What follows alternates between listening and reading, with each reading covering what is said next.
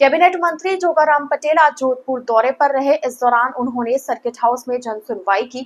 जनसुनवाई के बाद पत्रकार वार्ता करते हुए कांग्रेस पर फिर निशाना साधा। उन्होंने कहा कि जितने घोटाले कांग्रेस राज में हुए उतने घोटाले कभी नहीं हुए। कांग्रेस भ्रष्टाचार का पर्याय बन चुकी है। एक तरफ कांग्रेस संविधान की दुआएं देती है, वहीं दूसरी तरफ संवैधानिक संस्थाओं की कार्रवाई पर आरोप लगाती है। उन्हें यदि कोई आपत्ति है तो अपना पक्ष रखना चाहिए। इस तरह के बयान की वह निंदा करते हैं। वहीं प्रताप सिंह खाचरियावास की ओर से दिया कुमारी को लेकर की गई आपत्तिजनक टिप्पणी के बाद माफी नहीं मांगने के बयान के सवाल पर कहा कि सार्वजनिक जीवन जीने वाले लोगों को इस तरह के बयान शोभा नहीं देते हैं। कांग्रेस ने अपनी सभी हदें और सीमाएं लांघ दी है। माफी मांगना और नहीं मांगना उनका विषय है, लेकिन इस तरह की टिप्पणी की वह निंदा करते हैं।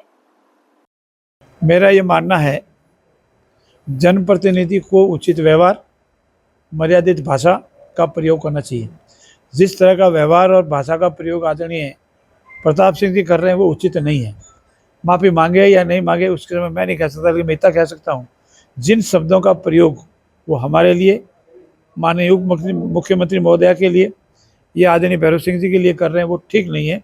अब वो माने या नहीं माने ये उनकी मर्जी है, वो पब्लिक देख रही है। किस तरह का व्यवहार और शब्दों का प्रयोग एक जनप्रतिनिधि को, एक पूर्व मंत्री को करना चाहिए, वो उनको विचार करना चाहिए। मेरा मानना यह है कि उनका आचरण, उनका व्यवहार इस संबंध में, दिया कुमारी जी के संबंध में जो किया है वो ठीक नहीं है। माफ़ी मांगे या नहीं मांगे, लेकिन उनका कृत्य निंदनीय है। कांग्रेस के पास एक परिवार की पूजा पद्धति के अलावा उनके पास कुछ रहा ही नहीं। नेहरू जी से लगा करके, मोतीलाल जी से लगाकर आज दिन तक वो सिर्फ एक ही परिवार की पूजा कर रहे हैं। और हिंदुस्तान में जितने घोटाले हुए उसमें 80 से 90% कांग्रेस के खाते में जाते हैं, और जिनकी वो पैरवी कर रहे हैं वो जमानत पर हैं।